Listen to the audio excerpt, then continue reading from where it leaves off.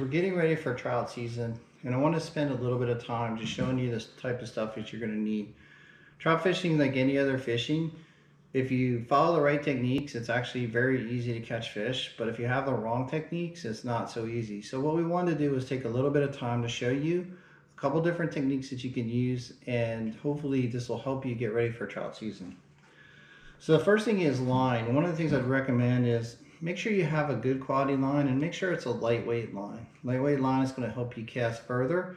It's going to be harder for the trout to see, and it should help you get more bites. The line I like to use is this Berkley Trilene XL, and I try and use a 6-pound test. It's going to cast, XL means extra limp for castability, and it'll cast really far. The next thing that I'll talk about are two specific rigs that I recommend using. The first one is going to be a simple 2-hook bottom rig, and then the second one is going to be a Carolina rig. Both of these rigs are going to use power bait, and my daughter here spent some time stacking them up. But the power bait comes from Berkley, and they're little trout balls, and you're going to use them on salmon egg hooks. And the interesting thing about these balls, if you take one out, there you go, Samantha. Do you want to show everybody the power bait ball? Is that they actually float in the water. So in Texas, especially during the summer, there's going to be a lot of weeds that grow in the lake. The power bait ball, when you put it on a hook, if you put it on the right hook, it'll actually float and it'll stay out of the weeds.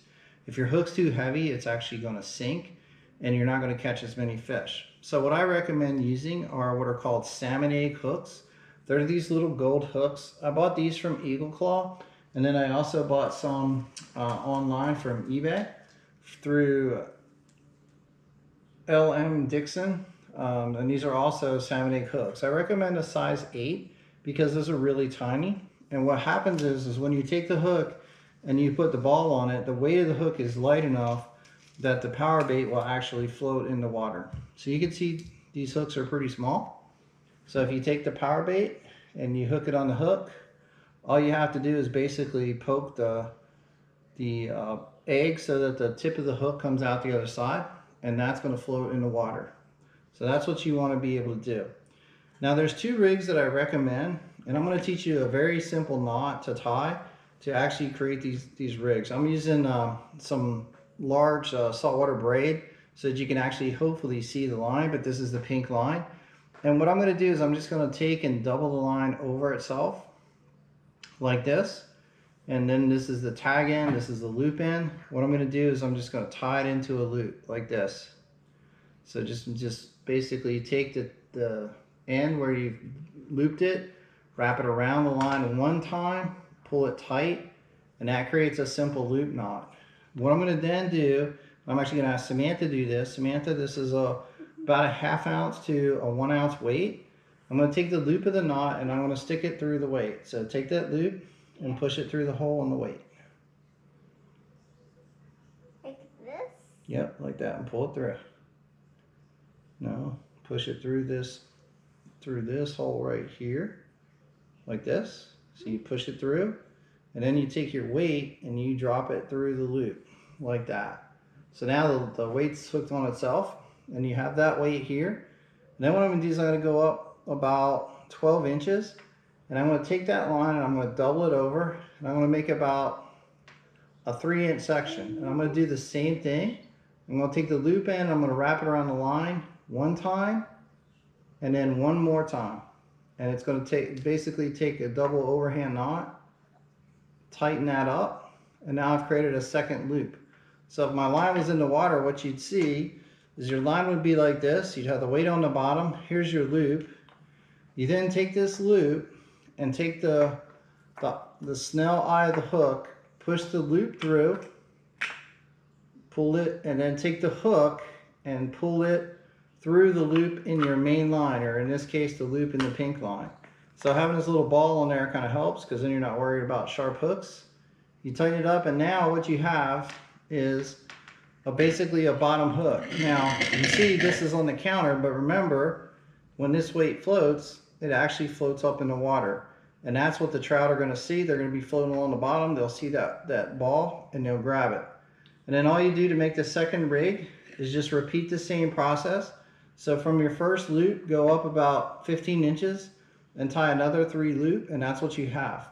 and that will essentially create the 2-hook bottom rig. And you can just throw that out and you'll catch plenty of trout using that with just these Berkeley power baits. The one thing I recommend is get a lot of different colors, because some days the fish are going to key on certain colors. Other days they won't be as finicky and they'll hit everything. But I like to have a blend. My 3 favorite, this is like the Tequila Sunrise, or it's a blended set of colors. So it's got some orange, some yellow, etc. This is just a straight pink. And then I also sometimes I'll use the fluorescent yellow. Any of those 3 colors will work, but it's always good to have a multitude of power baits. And you can see these are just leftovers from years past, where I just put all the leftover open jars into one to consolidate them. But that's basically what you want to use from a live bait standpoint. Okay. So the other rig I recommend using is just a simple Carolina rig. So what you're going to do here is you're going to push your line through your weight. In this case, I'm using about a 1/4 ounce or a 1/2 ounce weight. I'm going to pull it through, and then I'm going to attach it to a ball bearing swivel or a barrel swivel. If I can pull one up. I got it. I can carry it. Okay. So what you're going to do is you're going to take that loop through the end of your swivel. See it? Like any side? Yep, just put it through one side. Okay, I got it. Very easy, actually. Okay. And then what I generally do is just tie what's called a cinch knot. So what you're going to do is you're going to put the barrel swivel in your main rope, double the rope back around itself, kind of pinch it right here, and take the top of the line and wrap it around. So to wrap your tag end, the short piece of line, around your main line about 5 or 6 times.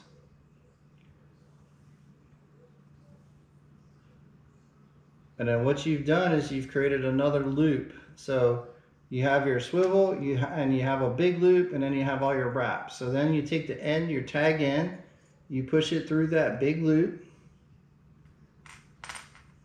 and you pull it tight.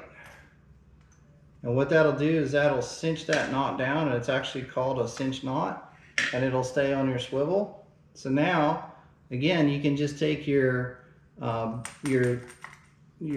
hook and either connect it directly to your swivel if you're using a small swivel, or you can add a slightly longer piece of line to the end of your swivel and hook your hook to that. So what I'm going to do is I'm actually just going to stick the end of the snell or the loop of your hook in through the swivel, and we'll take the hook and put it through the snell, and I'm just going to pull it tight.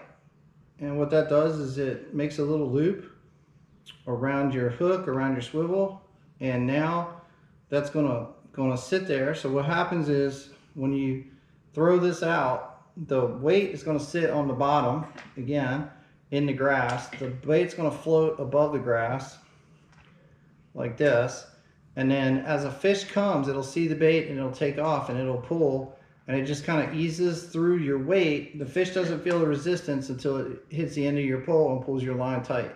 So that's another rig. It's called a Carolina rig, but that's another simple rig that you could use to catch trout. So these are the 2 common rigs that I use. With the girls, we can just take their poles, cast them out in the middle, and either have them hold their pole or just put their pole on a small stick or something. Just get a stick with a notch and just set the pole inside of it, and just let it sit there so you can watch the tip of the pole. When the trout bite, the pole's going to move. You just have the girls grab the pole and reel it in.